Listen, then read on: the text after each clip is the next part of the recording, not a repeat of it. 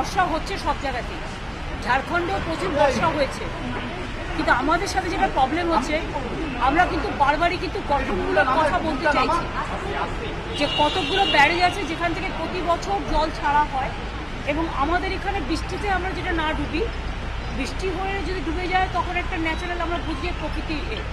কিন্তু জল যা ছাড়া হয়েছে তাতে আরও 2-3টে জেলা ডুবে যাবে, এবং জলটা প্রায় লক্ষ লক্ষ কিউসেক ছাড়া হয়েছে, আজকে মনে হয় 1 লক্ষ কিউসেক এরকম একটা চারিদিক থেকে, একেবারে চান্দেল থেকে শুরু করে আপনার তেলিপাড়া ব্রিজ থেকে শুরু করে তারপরে ওইদিকে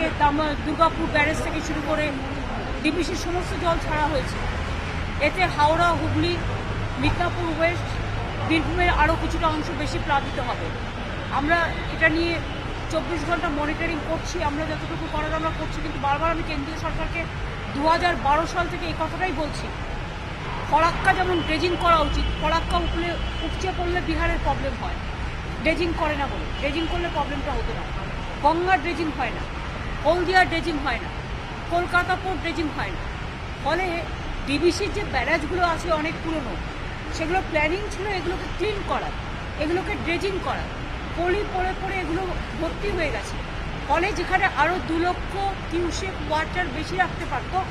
সেটা কিন্তু রাখতে পারছে না। ফলে যখনই বর্ষা হচ্ছে ঝাড়খণ্ডে, আমাদের পশ্চিমবঙ্গটা হচ্ছে ঠিক নৌকার মতো, আমি যেটা শুনেছি, ওপরের থেকে জলটা ছেড়ে দেয় আর নিচে পড়ে যায়, আমাদের এটা হচ্ছে লো ল্যান্ড, ফলে আমরা এটাকে প্রতি বছর সাফার করি। আমি যেমন সাফার করতে চাই না, অন্যরাও সাফার করতে নিশ্চয়ই না করা উচিত। আমি মনে করি কেন্দ্রীয় সরকারের ডিবিসি সংস্কার করা উচিত।